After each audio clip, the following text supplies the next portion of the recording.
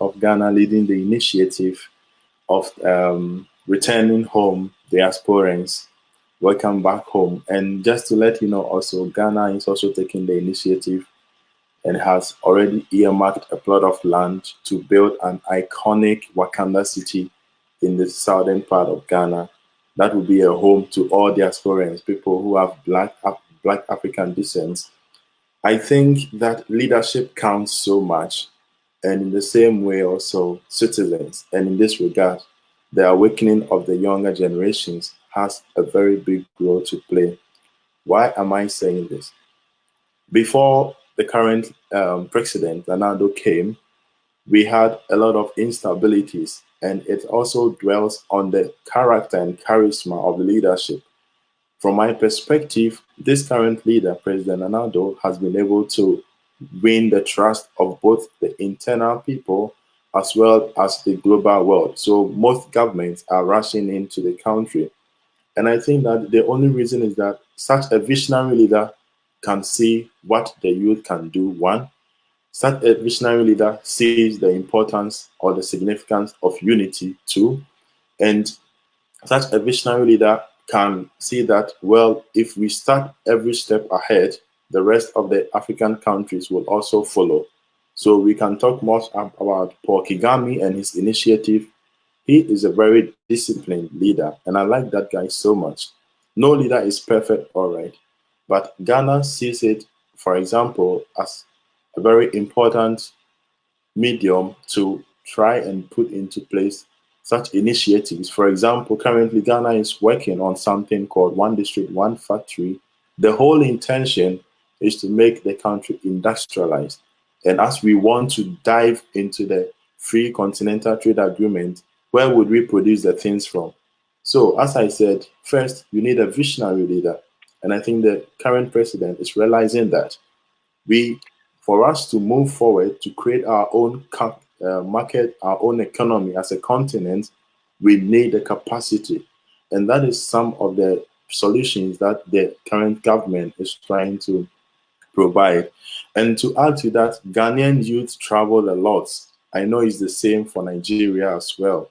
And so, although some travel and wouldn't want to come back because they think the country is corrupt, yes, they have corrupt officials. Even in Germany here, we have corrupt leaders.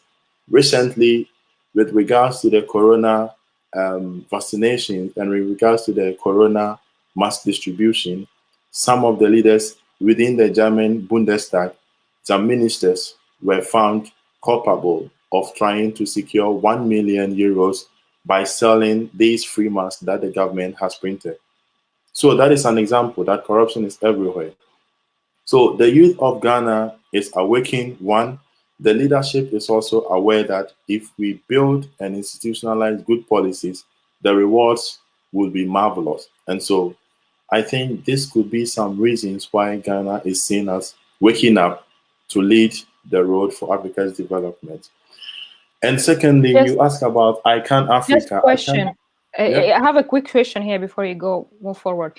You talk about unity of the youth. How is that unity? How do you envision the unity and how it would look like in the continent in general? In the country or in the continent? It's starting with the country and in the continent, because currently, like the free trade area agreement also will be implemented. So how is that unity is going to look like? Well, if we are able to realize that we all have one country at stake, and I think what is helping Ghana is, especially for the unity that we are experiencing, that although there are extreme political divisions in Ghana, but then I think we are aware, the citizens in most cases are aware that what is at stake is the country that we have. So if we need government will come, government will go, we will have our political disagreement. We will always be fighting on the radio station. We will always be sharing diverse opinions. Yet I think there is some kind of awareness. I don't know how that came, but the last 2 years since I went home, the environment there is like everybody is trying to do something. Now we don't completely rely on the government. And I think that desire to do something, to take these initiatives, is something looking beyond the government to do everything. It's a common agenda that from the north, from the south, from the east, from the west of the country, it is becoming a common direction for all the people. And so once we extend this beyond the borders of Ghana, we could also think, for example, what do we have at stake as Africa? Is it only resources? Is it only the culture? Is it only our hospitality? What do we have at stake? And now some leaders within the African continent have realized, oh, let us put at stake economy. And if we're able to put at stake our economy, these things will be able to put us together. So we know that if I'm able to cross the borders of Togo to sell, to import goods or to export goods to Togo without having much barriers, regards to tax, regards to import and export duties, then I know that making money outside Ghana is something at stake. And if Louis is in Nigeria and he wants to bring something to Ghana, he knows that he wouldn't encounter much troubles. If you are in South Sudan and you want to import something to Kenya or export something, you know that you will not have much problems. And so what can bring us together is that we have a common direction. We have a common interest. Let me cite an example. In Europe, for example, there is this single market, and it did not start like that. It started as coming together as a coal and community industry. So the Europeans came together with one interest. They wanted to regulate how coal and steel will be operating within their continent. And now they have free movement of people, free movement of goods.